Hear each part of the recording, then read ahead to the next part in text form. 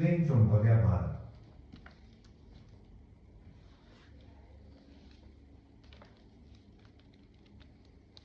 उस समय याज्ञवल्क्य जी ने गुरु श्री वैशंपायन जी से कहा, भगवान, ये चरका ध्वर्यु ब्राह्मण तो बहुत ही थोड़ी शक्ति रखते हैं, इनके व्रत पालन से लाभ ही कितना है। मैं अकेला ही अपने आपके प्रायश्चित के लिए बहुत ही कठिन तप करूंगा। यह सुनकर वैशंपायन जी रुष्ट होकर बोले, मुझे ब्राह्मणों का अपमान करने वाले ऐसे शिष्य से कोई प्रयोजन नहीं है। तुमने अब तक मुझसे जो कुछ अध्ययन किया है उसका शीघ्र से शीघ्र त्याग कर दो और यहाँ से शीघ्र चले जाओ। याज्ञवल्क्य जी ने यजु श्रुतियों को वमन कर दिया और वहां से चल दिए।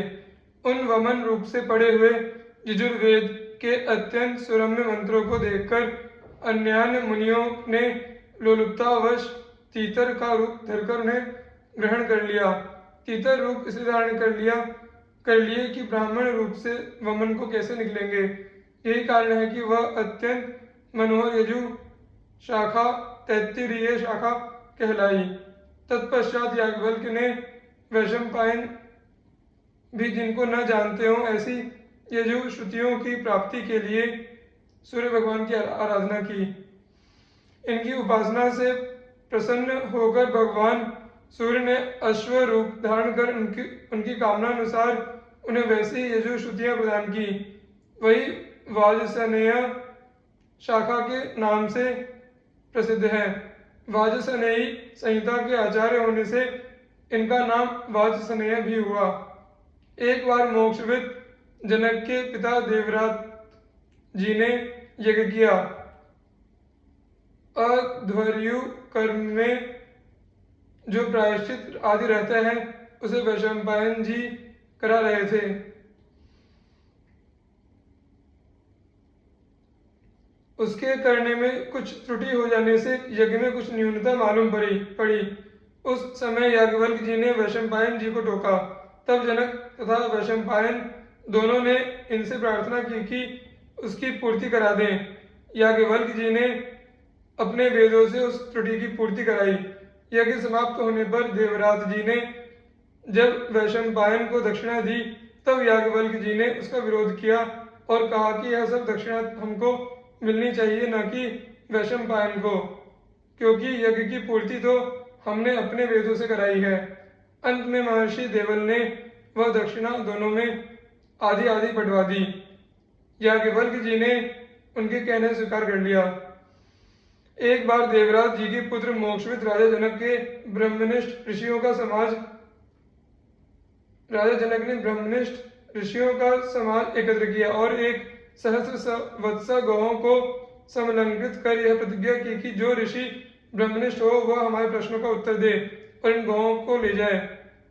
सब ऋषि सोचने लगे कि ब्रह्मनिष्ठ तो हम सभी हैं, तब दूसरों का अपमान करके हम में से कोई एक इन गायों को कैसे ले जाए।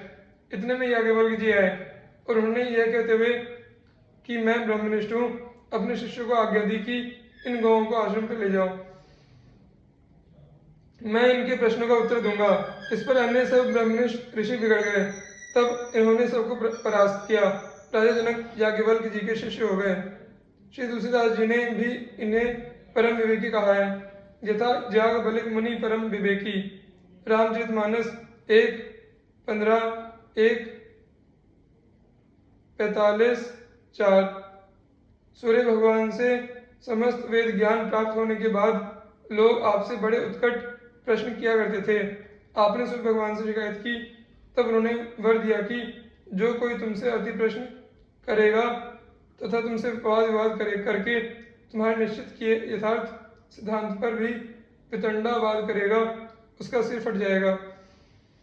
वर्णन आया है कि शाकल्य ऋषि ने याज्ञवल्क्य जी का उपहास किया तो उनका सिर फट गया था। तभी से सब लोग इनसे प्रश्न करने में डरने लगे।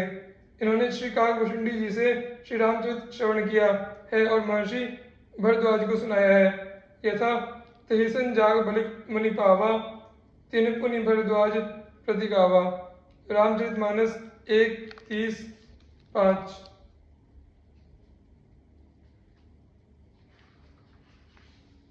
इस प्रकार पृथ्वी पर श्री राम कथा के प्रचार में इनका अत्यंत महत्वपूर्ण योगदान है। राजर्षि निमि और 9 योगीश्वर। कवि हरि कर भाजन भक्ति रत्ना कर भारी, अंतरिक्ष अरुचमस अननिता पद्धति उधारी। प्रबुद्ध प्रेम की राशि भूरिदा आबि रहोता, पिप्पल द्रुमिल प्रसिद्ध भवाब्धि पार के पोता। जयंती नंदन जगत के त्रिविध ताप आमय हरन, निमि अरु नव जोगेश्वरा पाद त्राण की हौसरन। मैं राजा निमि जी और 9 योगेश्वरों की चरण पादुकाओं की शरण में हूँ। कवि हरि और करभाजन जी भक्ति के अथाह समुद्र हैं। अंतरिक्ष और चमस जी वैष्णव उपासना में अनन्यता की परिपाटी को चलाने वाले हैं। प्रबुद्ध जी प्रेम की राशि हैं। आविर्होत्र जी ज्ञान और भक्ति के उदार दाता हैं। पिप्पलायन जी और द्रुमिल जी प्राणियों को भवसागर से पार करने वाले प्रसिद्ध जहाज हैं। श्री ऋषभ देव जी की पत्नी जयंती देवी को आनंदित करने वाले उनके ये 9 पुत्र संसार के तीनों तापों को तथा मानसिक रोगों को हरने वाले हैं। कवि हरि अंतरिक्ष प्रबुद्ध पिप्पलायन आविर्होत्र द्रुमिल चमस और करभाजन ये 9 योगेश्वर हैं। ये भगवान वासुदेव के अंशावतार श्री ऋषभ देव जी के पुत्र हैं। ये महाभागवत और भागवत धर्म के विज्ञाता हुए हैं। श्रीमद् भागवत महापुराण के एकादश स्कंद के 2 से 5वें अध्याय तक इनका मिथिलाधिपति राजर्षि निमि से संवाद वर्णित है, जिसमें इन योगेश्वरों ने महाराज निमि के पूछने पर उनसे क्रमशः भागवत धर्म, भगवत भक्त का लक्षण, माया का स्वरूप, उससे पार होने का उपाय, पर ब्रह्म परमात्मा नारायण का स्वरूप, कर्मयोग भगवान के अवतार, उनकी लीलाएं, भक्तिहीन पुरुषों की गति और भगवान की पूजा विधि का वर्णन किया है।